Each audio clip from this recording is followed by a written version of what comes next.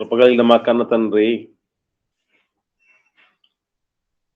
నిన్నటి వారమైనటువంటి మమ్మలను నేటి దినంలోనికి క్షేమంగా మీరు తీసుకుని వచ్చి ఉన్నారు. మీకు స్తోత్రములు నాయన. మా స్వకీయ నీతిని బట్టి గాక, కేవలము ఈ ఉచితమైన అనంతమైనటువంటి ప్రేమను బట్టి ఈ దినంలో మేము ప్రవేశించి ఉన్నాం. అంత మాత్రమే కాకుండా కొన్ని మీ పాద సన్నిధికి చేరి నా ప్రార్థనను సిద్ధపరచుకున్నట్లు, మీ మీద ఆధారపడేటువంటి జీవితాన్ని అలవర్చుకున్నట్లు, మీ సత్యవాక్యపు వెలుగుల్లో నా తండ్రి మా పాప జీవితపు చీకట్లను పారద్రోలి నాయన జీవపు వెలుగులు నింపుకోగలుగుటకు మీరు చూపినటువంటి ఉన్నతమైన కృపను బట్టి స్తోత్రాలు చెల్లిస్తూ ఉంటున్నాం. నాన్న, గడిచిన కాలం వరకు ఎవరెవరి విషయంలో క్రైస్తవులు ఎలా ప్రవర్తించాలి అనేటువంటి ధారావాహికలో భాగంగా మిమ్మల్ని గురించి ఏ విషయాలు తెలుసుకుని మేము ప్రవర్తించాలి అన్నటువంటి విషయాన్ని మాతో మీరు మాట్లాడిన విధానాన్ని బట్టి స్తుతులు చెల్లిస్తూ ఉంటున్నాం దేవా. ఈ సమయంలో ఈ ప్రియకుమారుడు ఆ ప్రియ ప్రభు అయినటువంటి యేసుక్రీస్తు ప్రభుల వారి గురించి ఎరగవలసినటువంటి సంగతులు, ఆయన విషయంలో మేము ఎలా ప్రవర్తించాలన్నటువంటి సంగతులు చక్కగా నేర్చుకుని ఉంటుండగా తండ్రి తోడని నడిపించమని ప్రాధాయపడుతూ ఉంటున్నాం. ఆశతో చేరువచ్చిన మీ బిడ్డల్ని ఆత్మ సహాయంతో సంతృప్తిపరచండి నాయన. అంత మాత్రమే కాకుండా మీరు నడిపిస్తున్న ఆధ్యాత్మిక నడిపింపును బట్టి మిమ్మల్ని మేము సంతృప్తిపరిచే వాళ్ళంగా, సంతోషపరిచే వాళ్ళంగా, మా జన్మను సార్థకత వైపు నడిపించుకున్న వారంగా సహాయతను అనుగ్రహించమని, తద్వారా మహిమ ఘనత ప్రభావాన్ని మీరు పొందుకరమని యేసుక్రీస్తు ప్రభుల వారి పరిశుద్ధమైన నామంలో ఈ ప్రార్థన మీకు సమర్పించి పొందినాం తండ్రి, ఆమేన్. ప్రియ దేవుని బిడ్డలారా, దేవుడి ఉన్నతమైన కృపను బట్టి పరిశుద్ధ సన్నిధానంలో మనం అందరం చేరి ఉన్నాం. ఇటు దీవెనకరమైన భాగ్యమును, అద్వితీయ అవకాశమును అనుగ్రహించిన ఆత్మల ఘనతండ్రి అయిన దేవునికి యేసుక్రీస్తు ద్వారా కృతజ్ఞతాస్తుతి స్తోత్రము నేను చెల్లిస్తూ ఉదయకాలం నుండి దేవుడి సన్నిధికి ఆశతో పరిస్థితులన్నింటినీ ప్రక్కన పెట్టి చేరి వచ్చి ప్రేమను చాటుతున్నటువంటి మీకందరికీ యేసుక్రీస్తు నామంలో శుభములు, వందనములు తెలియజేస్తూ ఉంటున్నాను.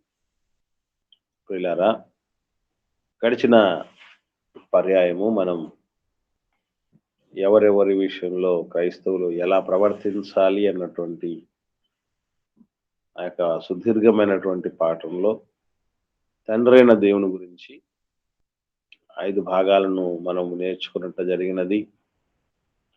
ఆ 5 భాగాలలో ప్రతిదీ మరలా నెమరు వేసుకుంటూ, నేర్చుకుంటూ,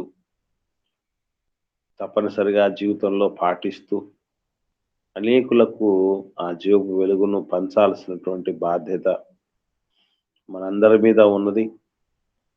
ప్రతిసారి చెప్తున్నట్లే ఇవి కేవలం వినడం, కేవలం చక్కగా రాసుకోవటం, చక్కగా అర్థం చేసుకోవటం మాత్రమే కాకుండా జీవితానికి వీటిని అన్వయించుకోగలిగితేనే వాటి యొక్క ఫలం, సారం మనకు ఎంతగానో ఉపకరిస్తుంది, మేలులు చేకూరుస్తుంది. అలా కాకుండా గొప్పగా వివరించడంలో నేను, గొప్పగా విని నేర్చుకోవటంలో మీరు ఆగిపోతే ఈ భూమి మీద అందరిలాగా బతకచ్చేమో కానీ మహాలోకానికి మనం చేరుకోలేము. అలా చేరుకోవాలంటే జీవితంలో దేవుడి సత్యవాక్కులను మన అడుగు జాడలుగా భావించి దానిలో అడుగు వేసుకుంటూ ముందుకు సాగాలి. ఈ క్రమంలో యేసుక్రీస్తు ప్రభువుల వారి గురించి, యేసుక్రీస్తు విషయంలో క్రైస్తవులమైనటువంటి మనం ఎలా ప్రవర్తించాలి అన్నటువంటి విషయంలో భాగంగా 5 అంశాలు యేసు ప్రభు విషయంలో కూడా నేర్చుకోవాల్సినవి ఉన్నాయి. ఇది 5 అంశాలు 5 భాగాలుగా మనం నేర్చుకునే ప్రయత్నం చేద్దాం. మొదటగా యేసు ప్రభు విషయంలో 5 అంశాలు ఏమేమి ఉన్నాయి నేర్చుకోవాల్సినవి జాగ్రత్తగా మనం నోట్ చేసుకుందాం. మొట్టమొదటిది, క్రీస్తును గూర్చి శ్రేష్టముగా ఎరగాలి. క్రీస్తును గూర్చి శ్రేష్టముగా ఎరగాలి అనేటటువంటి విషయాన్ని మనం మరవకూడదు. రెండవదిగా, క్రీస్తు యొక్క అధికారమునకు మనం లోబడాలి. రెండవది, క్రీస్తు యొక్క అధికారమునకు మనం లోబడాలి. మూడవది, అన్నింటిలో క్రీస్తుకు ప్రథమ స్థానం ఇవ్వాలి. అన్నింటిలో క్రీస్తుకు ప్రథమ స్థానం ఇవ్వాలి. 4, క్రీస్తు అడుగు జాడల యందు నడవాలి. 4వది, క్రీస్తు అడుగు జాడల యందు నడవాలి. 5వది, క్రీస్తును ఘనపరచి స్తుతించాలి. క్రీస్తును ఘనపరచి స్తుతించాలి. ఇవి క్రీస్తు విషయంలో క్రైస్తవులు ప్రవర్తించాల్సినటువంటి 5 రకాలైనటువంటి అంశాలు. సో 5 అంశాలను జాగ్రత్తగా మనం 5 భాగాలుగా నేర్చుకునే ప్రయత్నం చేద్దాం. ఈ ప్రపంచంలో ఎవరి గురించి తెలుసుకున్నా తెలుసుకోకపోయినా మనకు కలిగే నష్టం పెద్దగా ఉండదు. కానీ తండ్రి అయిన దేవుని గురించి, ఆయన పంపినటువంటి అద్వితీయమైనటువంటి దైవ కుమారుడైన క్రీస్తుని గురించి తెలుసుకోవటంలో వెనకబడితే నష్టపోయేది మనమే. ఆ నష్టం ఎంతటిది అంటే డబ్బు నష్టమో ఆస్తి నష్టమో కాదు, కానీ వాటికంటే మించినటువంటి నష్టం. ఆ నష్టం ఏంటి అంటే మనం చాలాసార్లు చదివాం, మళ్ళీ చదువుదాం. యోహాను సువార్త 17వ అధ్యాయము 3వ వచనంలో రాయబడినటువంటి మాట మనందరికీ తెలుసు. యోహాను సువార్త 17వ అధ్యాయము 3వ వచనంలో ఒకరు చదవండి. ద్వితీయ సత్య దేవుడవైన నిన్నును నీవు పంపిన యేసుక్రీస్తును ఎరుగుటయే నిత్య జీవము. అది అంటే అద్వితీయ సత్యదేవుడైనటువంటి తండ్రిని, ఆయన పంపినటువంటి యేసు ప్రభువును ఎరుగుటయే నిత్య జీవం అట. వాళ్ళ గురించి తెలుసుకోవటం వలన మనకి ఏం కలుగుతుంది అని అంటే, ఈ ప్రపంచంలో జరుగుతున్నటువంటి విషయాలన్నింటినీ గురించి, శాస్త్ర సాంకేతిక రంగాల గురించి, చరిత్ర గురించి మనం ఎక్కువగా చక్కగా నేర్చుకొని అవి ఎగ్జామ్లో మనం అటెంప్ట్ చేయటం వల్ల మనం గ్రూప్ 1 ఆఫీసర్లు అయిపోవచ్చు, చక్కగా నేర్చుకోవటం వల్ల. దానివల్ల మనం ఈ భూమి మీద బతికినంత కాలం వరకే వాటిని అనుభవించగలం. అంతకు మించి మనం బియాండ్ ముందుకు వెళ్ళలేం. కానీ తండ్రి అయిన దేవుని గురించి, యేసుక్రీస్తు ప్రభుల వారి గురించి ఎరగడం అంటే ఎంత గొప్ప సంగతి అంటే అది నిత్య జీవానికి వారసులు చేసేది. నిత్య జీవం అనగానే చాలా సింపుల్గా మనం అనుకుండా ఉండొచ్చు. ఇరుకు ద్వారమున ప్రవేశింప పోరాడుడి, అందులో ప్రవేశించాలని అనేకులు చూస్తారట. కానీ అనేకులు అనుకున్నంత మాత్రం చేత దాన్ని సాధించలేము. కొద్దిమందే ఆ జీవములో ప్రవేశిస్తారు అని దేవుడు ఏనాడో చెప్పాడు. అంటే కేవలం ఇప్పుడు ఐఏఎస్ ఆఫీసర్లు ఎంతమంది అవుతారు? దేశ జనాభాలో కోట్ల మంది ఉన్నారు. కోట్ల మంది మొత్తం ఐఏఎస్ ఆఫీసర్లు కాలేరు, కొద్దిమంది అవుతారు. అది మీరు అర్థం చేసుకోగలిగితే పరలోకం అందరూ వెళ్ళలేరు. ఇప్పుడు మీకు వాక్యం వినిపిస్తున్న నేను కానీ, వింటున్న మీరు కానీ, మనం అందరం పరలోకం వెళ్తామన్నటువంటి గుడ్డి ధీమాతో ఎవరు ఉండకండి. ఆ ధీమా ఎప్పుడు రావాలి అని అంటే, ఇదిగో ఒక 12 అంశాలు ఇప్పుడు మీ ముందు మనం నేర్చుకుంటూ ఉంటున్నాం. ఇవన్నీ నేర్చుకుంటున్నప్పుడు మనకి ఏమనిపిస్తుంది? సులభంగా అనిపిస్తున్నాయి. ఇవన్నీ చాలా ఈజీగా కొట్టేయచ్చు, మనం వీటిని అధిగమించవచ్చు, సింతేనా, దీన్ని ఖచ్చితంగా పాటించవచ్చు అనిపిస్తుంది మనకి. ఒక్కొక్క అంశము మనకు సవాలు విసురుతున్నాయి. కాబట్టి సవాలుకరమైనటువంటిది దేవుడి గురించి పూర్తిగా సంపూర్ణంగా తెలుసుకోవటం, అలాగే యేసు ప్రభుల వారి గురించి తెలుసుకోవటం అనేది ఎంత సులభ సాధ్యమైనటువంటి విషయం కాదు. అంత సులభం కాదు కనుకనే అంత సులభ సాధ్యం కాని లోకాన్ని నేను మీకు అప్పగిస్తాను అంటున్నాడు దేవుడు. ఎప్పుడు? జరిగినప్పుడు వాళ్ళ గురించి. మనకు వాళ్ళ గురించి ఎంత తెలుసు? మొట్టమొదటి విషయాన్ని ఈరోజు మనం ధ్యానం చేద్దాం. క్రీస్తును గురించి శ్రేష్టముగా ఎరగాలి అని. అసలు శ్రేష్టముగా ఎరగడం అనేటటువంటిది క్రీస్తుని గురించి, యేసు ప్రభు మా సొంత రక్షకుడు, యేసు ప్రభు పేరిటే మేము స్వస్థపరుస్తున్నాం, దయాలను వెళ్ళగడుతున్నాం, ప్రవచిస్తున్నాం. యేసు ప్రభు నామం మీదనే మా యొక్క సంఘము, పరిచర్య, సేవ సమస్తము ఉన్నది.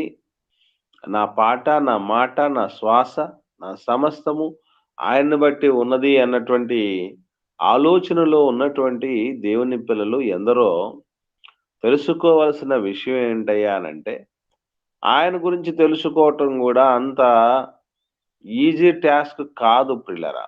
ఎందుకనంటే యేసు ప్రభుతో 3.5 సంవత్సరాలు ఉండి ఈలోపే సమస్తమును వదిలిపెట్టేసి క్రీస్తును వెంబడించినటువంటి గొప్ప నిష్ఠ కలిగినటువంటి వారు, గొప్ప త్యాగధనులు, గొప్ప సమర్పణ కలిగిన వారు, శిష్యులే యేసుక్రీస్తు ప్రభువుల వారు గాలిని సముద్రమును అణిచివేసినప్పుడు అన్న మాట ఏంటి అంటే, ఈయన ఎవరో అన్నారు. ఈయన ఎవరో అన్నారు. వాళ్ళకే ఈయన ఎవరో అని అనిపించిందంటే మనకు ఇంకెలా అనిపిస్తుందో ఆలోచించండి. అందుకే పరిశుద్ధ గ్రంథంలో యేసుక్రీస్తు ప్రభువుల వారి గురించి తెలుసుకోవటానికి, ఆయన గురించి శ్రేష్టంగా ఎరగడానికి కోసం ఎంత సాహసానికి, ఎంత గొప్ప దొడ్డ పనికి పూనుకున్నారో భక్తులు మాట్లాడుతూ చెప్తున్నారు. ఒకసారి మనం ఆ మాటలలోనికి వెళ్ళిపోదాం. అపోస్తలుడైన పౌలు గారు ఫిలిప్పీలకు రాసిన పత్రిక 3వ అధ్యాయము 8వ వచనాన్ని చూద్దాం. ఫిలిప్పీలకు రాసిన పత్రిక 3వ అధ్యాయం 8వ వచనం చదవండి. అప్పుడు నిశ్చయముగా నా ప్రభువైన యేసు క్రీస్తును గూర్చిన అతి శ్రేష్టమైన జ్ఞానము నిమిత్తమై సమస్తమును నష్టముగా ఎంచుకొనుచున్నాను. చూడండి, సో ఇక్కడ పౌలు గారు మాట్లాడుతూ చెప్పినటువంటి మాట ఇది. నిశ్చయముగా నా ప్రభువైన యేసు క్రీస్తును గూర్చిన అతి శ్రేష్టమైన జ్ఞానము నిమిత్తమై. అసలు యేసు ప్రభువును గూర్చినటువంటిది అతి శ్రేష్టమైన జ్ఞానం అని మనకి ఎంతమందికి తెలుసు అసలు? ఈ ప్రపంచంలో అతి శ్రేష్టమైన జ్ఞానం అని చాలా వాటి గురించి చెప్పుకుంటూ ఉంటారు. విశ్వం గురించి తెలుసుకోవటం అతి శ్రేష్టమైన జ్ఞానం అని, ఈ భూమి గురించి తెలుసుకోవటం అతి శ్రేష్టమైన జ్ఞానం అని, గ్రీనరీ పచ్చదనాన్ని గురించి తెలుసుకోవటం చాలా ప్రాముఖ్యమైనదని, ప్రకృతిని ఎట్లా కాపాడుకోవాలో తెలుసుకోవటం చాలా విలువైందని, ఇలా ఎన్నో రకాలుగా మానవులతో సంబంధాలను చక్కగా ఆరోగ్యకరంగా గడపటం అనేటటువంటిది చాలా శ్రేష్టమైనటువంటి జ్ఞానం అండి. అది అందరికీ అలవడదండి అని చెప్తూ ఉంటారు. కానీ చిత్రంగా పౌలు గారు యేసు క్రీస్తును గూర్చిన అతి శ్రేష్టమైన జ్ఞానం పొందుకోవాలనట. ఇది ఎట్లా వస్తుందటండి? దానికోసం ఆయన ఏం చేశాడని రాయబడిందండి? సమస్తమును నష్టముగా ఎంచుకొనుచున్నాడు. ఇప్పుడు కొన్ని కావాలంటే కొన్ని కోల్పోవాలి. ఈ మాట ఇదిగో మనకి ఇక్కడ అర్థం అవుతుంది. కొన్ని కావాలంటే కొన్ని వదులుకోవాలి అని. ఈరోజు మనం వదులుకునే స్థితిలో లేము. ఏమండి? వదులుకున్నవి, పోయినవి, కోల్పోయినవి తిరిగి తెచ్చుకోవటం కోసమే ప్రభు దగ్గరకు వచ్చాం అన్నటువంటి ఆలోచనలో ఉన్నవాళ్ళు ఇప్పటికీ ఎంతో మంది ఉన్నారు. ఇక్కడ మీరు బాగా గమనించగలిగితే ఆయన గూర్చిన అతి శ్రేష్టమైన జ్ఞానం కోసం సమస్తాన్ని, ఒక దాన్ని కాదు పిల్లలు, ఆయనకున్నటువంటి యవనాన్ని, ఆయనకున్నటువంటి శక్తి సామర్థ్యాలను, జ్ఞాన వివేకాలను, సంపాదనలను, సందడులను, స్నేహితులను, ఆనందాలను, ఎన్నో సుఖాలను, అన్నిటినీ ఏవైతే ఒక ప్రాయములో ఉన్నటువంటి వ్యక్తి వేటిని సంపాదించుకొని సంతృప్తి చెందాలనుకుంటున్నాడో అటువంటివన్నీ కూడా ఇంకా క్లారిటీగా చెప్పాలంటే నాకేవి లాభకరములై ఉన్నాయో వాటిని నష్టం ఇవి. లాభాలను నష్టం అనుకుంటారా? లాభాలను నష్టం అనుకుంటాం మనం. ఏమండి?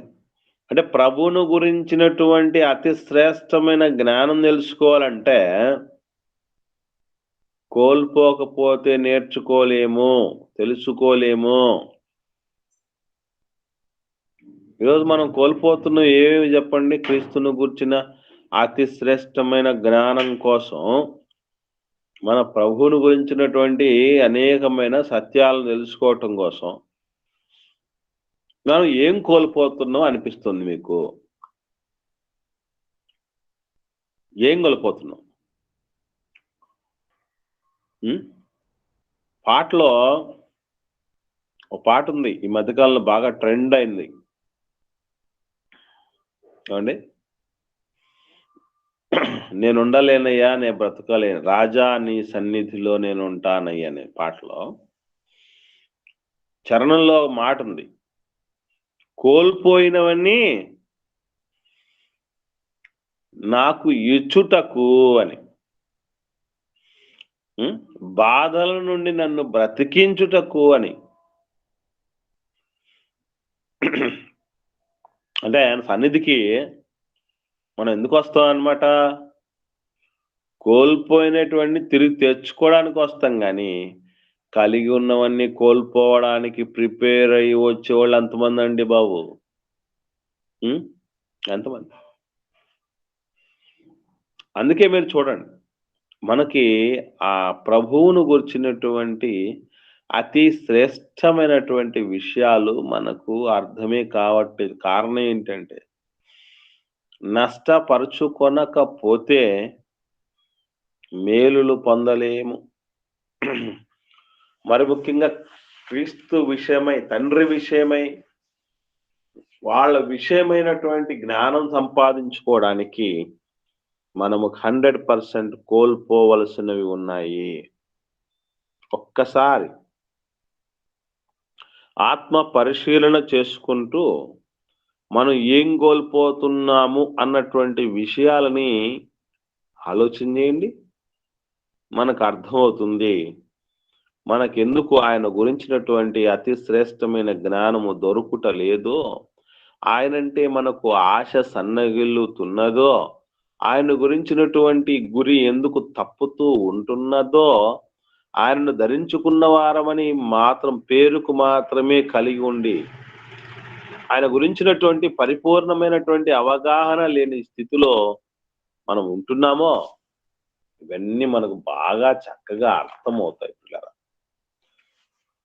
చూద్దాం మనం అందరం కూడా ఏం చేయాలి యేసు ప్రభు గురించి అని అంటే, ఒకసారి ఎఫెసీయులకు రాసిన పత్రిక రెఫరెన్స్లు చదవడానికి సిద్ధంగా ఉండండి. 4వ అధ్యాయము 11, 12 వచనాలు చూద్దాం. అపోస్తలుడైన పౌలు గారు ఎఫెసీయులకు రాసిన పత్రిక 4వ అధ్యాయము 11, 12 వచనాలు. మనమందరము విశ్వాస విషయములోను దేవుని కుమారుని గూర్చిన జ్ఞానము విషయములోను ఏకత్వము పొంది సంపూర్ణ పురుషుల మగు వరకు, అనగా క్రీస్తునకు కలిగిన సంపూర్ణతకు సమానమైన సంపూర్ణత కలవార మగు వరకు ఆయన ఇలాగు నియమించెను. ఏమండి, ఇక్కడ ఒక మాట రాయబడి ఉంది. ఏమిటది అని అంటే, మనం అందరం ఒక్కరు కాదు ఇద్దరు కాదు, అందరూ కూడా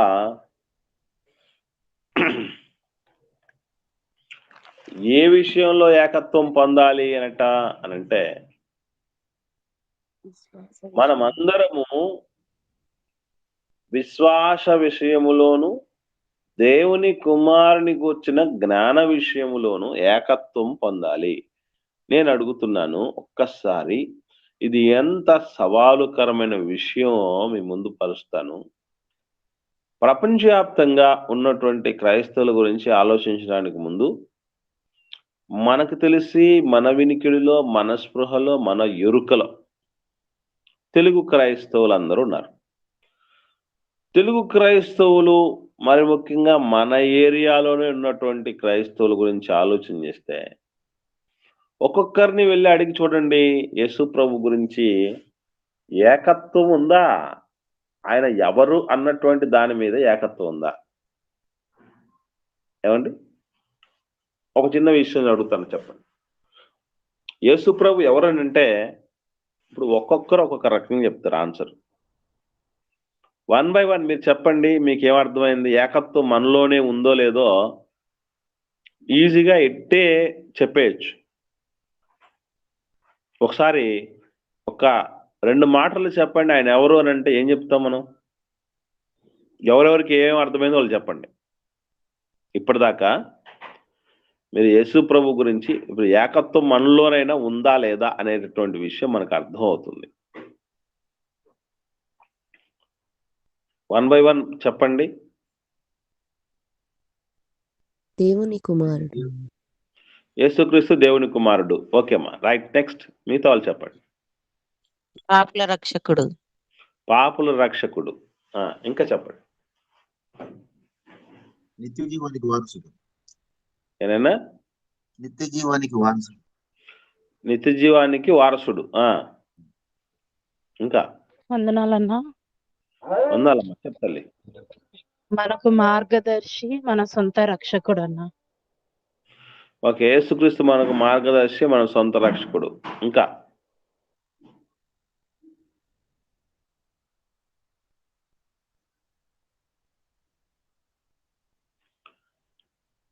లైన్ లో ఉన్న వాళ్ళు ఇంతేనా?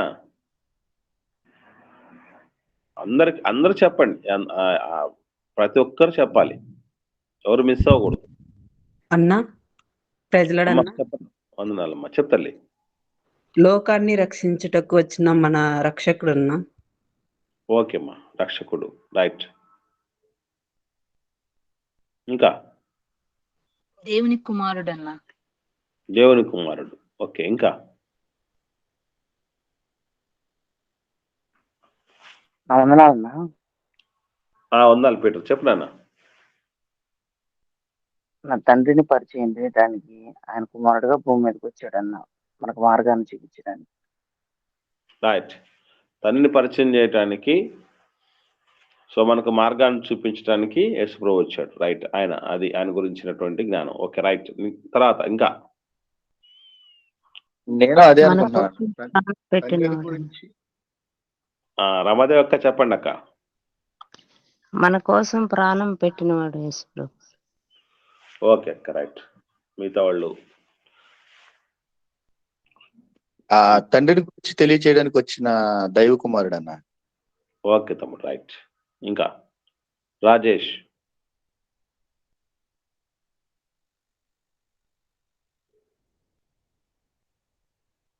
చెప్పు నాయన రాజేష్, త్వరగా చెప్పు. అన్నాలన్నా. అందరమ్మా చెప్పండి. అందరినీ మరణంలో నుంచి జీవంలోకి నడిపించడానికి వచ్చిన వాడిని యేసుక్రీస్తు. రైట్ అమ్మా, రైట్. శాంతరాజు. చెప్పు నాయన రాజేష్. అన్న యేసుక్రీస్తు ఆయనే సత్యం జీవం మార్గమునై ఉన్నాడు. రైట్. శాంతరాజు.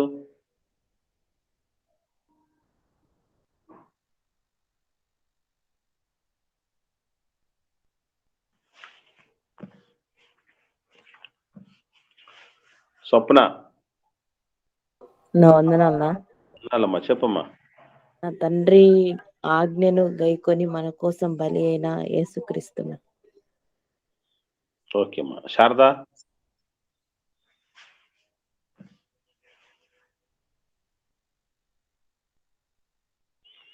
రైట్. సో మనం ఇక్కడ తెలుసుకోవాల్సినటువంటివి చాలా విషయాలు ఉన్నాయి. ఇక్కడ మీరు అందరూ వాక్యం గురించి కాస్త కోస్తో అవగాహన కలిగిన వారు కనుక మీరు ఏకత్వం విషయంలో ఏ ఇబ్బంది లేకుండా చెప్పేశారు. ఇవన్నిటి ఒకటికి పరస్పర విరుద్ధమైనటువంటి విషయాలు అయితే కాదు. అయితే ఒకటి గుర్తుపెట్టుకోవాల్సిన విషయం ఒకటి ఏంటంటే, ఏ ఒక్కరు చెప్పిన ఆన్సరు పరిపూర్ణం కాదు. మళ్ళీ చెప్తున్నా, ఒకరు చెప్పిన జవాబుతో మరొకరు విభేదించే పరిస్థితి అయితే లేదు. కానీ ఏ ఒక్కరి జవాబో సరైనది కాదు. అన్ని జవాబులు కలుపుకుంటే కరెక్ట్, పరిపూర్ణమైన ఆన్సర్ అది. అందరూ చెప్పినటువంటివన్నీ కలుపుకుంటే అది పరిపూర్ణమైనటువంటి జవాబు. కానీ ఇప్పటికీ ప్రపంచంలో యేసుక్రీస్తు ప్రభుల వారి గురించి రకరకాలైనటువంటి వివాదాస్పదమైనటువంటి విషయాలు చర్చనీయాంశాలుగా, సిద్ధాంతాలుగా, రాద్ధాంతాల దిశగా సాగుతూ ఉంటున్నాయి. వాటిల్లో ముఖ్యమైనది ఏంటంటే, తండ్రి అయిన దేవుడే యేసుక్రీస్తు ప్రభుల వారిగా వచ్చాడు. ఆ యేసుక్రీస్తు ప్రభువే పరిశుద్ధాత్మగా ఈ లోకంలోనికి వచ్చాడు. దేవుడు ఒక్కడే 3 పాత్రలు పోషించాడు. మనకు ఉన్నది ఒకటే దేవుడు, కాకపోతే పాత్రల పోషణ మాత్రం మారింది అని ఒకరు చెప్తే, ఇంకొక వర్గం వాళ్ళు యేసు ప్రభు కేవలం దేవుని కుమారుడు మాత్రమే, ఆయన దేవుడు కాదు అని మాట్లాడుతూ ఉంటున్నారు. ఈ బోధలు మీరు విన్నారా లేదా? ఖచ్చితంగా విన్నారు. ఇప్పటికీ కూడా కొన్ని వర్గాల వాళ్ళు అదే పని, వేరే వర్క్స్ ఏం లేవు వాళ్ళకి. ఇక యేసుక్రీస్తు దేవుడు అని నిరూపించాలన్నటువంటి పనిలో పడి దాని మీదే మాట్లాడుతున్న వాళ్ళు కొందరు. యేసుక్రీస్తు దేవుడు కానే కాదు, దేవుడి కుమారుడు తప్ప అంతకు మించి ఏమీ కాదు, అని మాట్లాడుతూ ఎన్నో రకాలైనటువంటి సందేశాలు, మీటింగ్స్ ఏర్పాటు చేసుకొని పుస్తకాలు, కరపత్రికలు ప్రింట్ చేస్తున్నటువంటి వాళ్ళు కూడా లేకపోలేదు. దీనికి చిత్రమైనటువంటి విషయం ఏంటి చెప్పంటారా? ఈ మాటలు, ఈ పరస్పర విరుద్ధమైనటువంటి వివాదాస్పదమైనటువంటి వ్యాఖ్యలు చేసే వాళ్ళు ఎవరైతే ఉంటున్నారో వాళ్ళందరూ కూడా మేము బైబిల్లో నుంచే చెప్తూ ఉన్నాం, బైబిల్ చెప్తున్నదే చెప్తూ ఉన్నాం, బైబిల్కు వేరుగా మేము చెప్పట్లేదు, వాక్యానుసారమైనటువంటి స్థితిగలని మేము వీటన్నిటిని కూడా మేము స్థాపిస్తూ ఉంటున్నాం. ఖచ్చితంగా మాది 100% రైట్, ఎదుటివారిది 100% రాంగ్ అన్నటువంటి మాటలు మాట్లాడుతున్నటువంటి పరిస్థితులు ఈరోజు మనం సమాజంలో చూస్తూ ఉంటున్నాం. ఏమండి? అందుకే ఇక్కడ చాలా స్పష్టంగా పౌలు గారు చెప్పినటువంటి మాట ఏంటి? యేసు క్రీస్తును గుర్చినటువంటి జ్ఞాన విషయంలో మనం ఏకత్వము పొందాలి. అలా పొందిన తర్వాత నెక్స్ట్ స్టెప్ సంపూర్ణ పురుషులం అవ్వాలి. అంటే ఏంటి సంపూర్ణత ఎక్కడుందంటే క్రీస్తుకు కలిగిన సంపూర్ణతకు సమానమైన సంపూర్ణత కలవారమైనట్లు మనకు దేవుడు అన్నిటినీ కూడా సమకూర్చి జరిగిస్తుంటున్నాడు అన్నటువంటి విషయం మనం ఇక్కడ అర్థం చేసుకోవాలి. ఏమండి? ఈవెన్ యేసుక్రీస్తు ప్రభువుల వారు జీవిస్తున్నటువంటి సమయంలోనే ఆయన వాళ్ళ మధ్య ప్రత్యక్షంగా ఉండి ఎన్నో పరిచర్యలు చేస్తూ, సేవలు చేస్తూ, తండ్రి తరపున అది వరకు మునుపెన్నడూ కూడా ఎవరూ కూడా చేయలేనటువంటి అద్భుతాలు, మహత్కార్యాలు చూసినటువంటి కల్లారా చూసి ఎందరికో లేనటువంటి భాగ్యం వాళ్ళకి దక్కింది. ఎంతో మంది చూడాలనుకొని చూడలేకపోయారట, వినాలనుకొని వినలేకపోయారట, ఉండాలనుకొని కలిసి ఉండలేకపోయారట. అటువంటి భాగ్యం వాళ్ళు వెతకకపోయినా, వారు ఆశించకపోయినా, ఆశపడకపోయినా, దాన్ని నష్టపరుచుకోవడానికి సిద్ధపడకపోయినా వాళ్ళ మధ్యకు ఆ జీవం అనేది దేవుడు పంపించడం జరిగింది. కానీ ఆయన గురించి ఒక్కొక్కరు ఒక్కొక్క రకంగా అనుకుంటున్నారట. ఏమండి? ఒకసారి చూద్దాం మనం సందర్భం. మత్తయి సువార్త 16వ అధ్యాయం 13వ వచనం నుండి. మత్తయి సువార్త 16వ అధ్యాయం 13వ వచనం నుండి నేను చదువుతాను. ఎక్కువ ఉన్నాయి రెఫరెన్సెస్ కాబట్టి ఎక్కువ ఉన్నప్పుడు నేను చదువుతాను. యేసు ఫిలిప్పుదైన కైసరయ ప్రాంతములకు వచ్చి, మనుష్య కుమారుడు ఎవడని జనులు చెప్పుకొనుచున్నారు అని తన శిష్యులను అడుగగా, యేసు ప్రభుకి ఈ విచిత్రమైన కోరిక ఎందుకు కలిగిందండి? నా గురించి మా జనాలు ఏమనుకుంటున్నారని. అంటే ఆయన గురించి ఏమనుకోవాలో మనుషులకు మనకు తెలియకపోతే ప్రమాదం. ఎందుకనంటే కరెంటు విషయంలోనే ఇది కరెంట్ అని తెలియకుండా ఇష్టం వచ్చేట్టు వ్యవహరిస్తే ప్రాణాలకే ప్రమాదం. ఆఫ్టర్ ఆల్ దేవుడు కలగజేసినటువంటి ఎన్నో శక్తులు ఉంటే ఆ శక్తులలో ఒక్క శక్తి విద్యుత్ శక్తి. ఆ శక్తి గురించి తెలుసుకోకపోతే ఏమవుద్ది? మనం నిప్పు గురించి తెలుసుకోకపోతే ఏమవుద్ది? కాల్చేస్తుంది నిప్పు. కరెంట్ గురించి తెలుసుకోకపోతే షాక్ ఇస్తుంది, అది చంపేస్తుంది ఏకంగా. ఇలా దేవుడు కలగజేసిన సృష్టిలోని కొన్ని పరిస్థితులు, కొన్ని పదార్థాలు, కొన్ని రకాలైన శక్తుల గురించి తెలుసుకోకుండా వ్యవహరించడం వల్ల అంత మూల్యం చెల్లించుకునే పరిస్థితి ఉంటే, ఈ శక్తులన్నిటినీ కలగజేసినటువంటి సర్వశక్తిమంతుడు, మహాశక్తిమంతుడు దేవుడు. ఆ దేవుడికి తరపున ఉన్నటువంటి పంపబడినటువంటి ఆయన కుమారుణ్ణి ఏమని ఎరగగలగాలి? జనులు ఏమనుకుంటున్నారా బాబు అని అడిగాడు యేసుప్రభు. అప్పుడు వాళ్ళు అంటున్నటువంటి మాట జాగ్రత్తగా గమనించగలిగితే 14వ వచనం, వారు కొందరు బాప్తీసం ఇచ్చి యోహాను అని అనుకుంటున్నారట, కొందరు ఏలియా అనుకుంటున్నారట, కొందరు ఇర్మియా అని అనుకుంటున్నారట, లేక ప్రవక్తల్లో ఒకడని చెప్పుకుంటున్నారట. ఒక్కరిలో అన్నా అందరిలో ఏకాభిప్రాయం ఏమన్నా వచ్చిందా అంటే లేదు. ఒకరు బాప్తీసు ఇచ్చి యోహాను అనుకుంటున్నారట, ఒకరు ఏలియా అనుకుంటున్నారట, ఒకడు ప్రవక్తల్లో ఒకడు అనుకుంటున్నారట, ఇంకొకటి ఇర్మియా అనుకుంటున్నారట. అసలు వీళ్ళు ఎందుకు అనుకున్నారు అట్లాగా? అలా వాళ్ళు అనుకోవడానికి కారణం ఏంటి? ఎందుకంటే చరిత్రలో అటు పాత నిబంధనలు, ఇటు ఎంతో మంది మరి దేవుని పిల్లలైనటువంటి వాళ్ళు, నీతిమంతులైనటువంటి వాళ్ళు, జ్ఞానులైనటువంటి వాళ్ళు, ప్రవక్తలైనటువంటి వాళ్ళు, రాజులైనటువంటి వాళ్ళు ఎంతో మంది ఉన్నారు కదా. వాళ్ళలో వీళ్ళనే ఎందుకు పోలికగా వీళ్ళు తెచ్చుకోవాల్సి వచ్చింది యేసుప్రభుని చూస్తే? అంటే వాళ్ళలోనూ యేసుప్రభులోనూ ఏమైనా సిమిలారిటీస్ ఉన్నాయా? ఉంటే ఎటువంటి సిమిలారిటీస్ ఉన్నాయి? ఎందుకు అలా అనుకోవాల్సి వచ్చింది? ఎందుకనంటే ఏదో ఒక కోణంలో వాళ్ళు చూసి ఉంటారు. ఆ కోణం వాళ్లకు రెండింటికి టాలీ అయి ఉంటుంది. సో టాలీ అవడాన్ని బట్టి వాళ్ళకి కన్ఫర్మేషన్కి వచ్చి ఉంటారు కదా. కాబట్టి ఎందుకు వాళ్ళు బాప్తిస్మ యోహాను అనుకోవాల్సి వచ్చింది? ఎందుకు ఏలియా అనుకోవాల్సి వచ్చింది? ఎందుకు ఇర్మియా అనుకోవాల్సి వచ్చింది? లేదా ప్రవక్తల్లో ఒకడని ఎందుకు అనుకోవాల్సి వచ్చింది అనేది ఒకసారి మనం వాటి దగ్గరికి వెళ్ళాలి.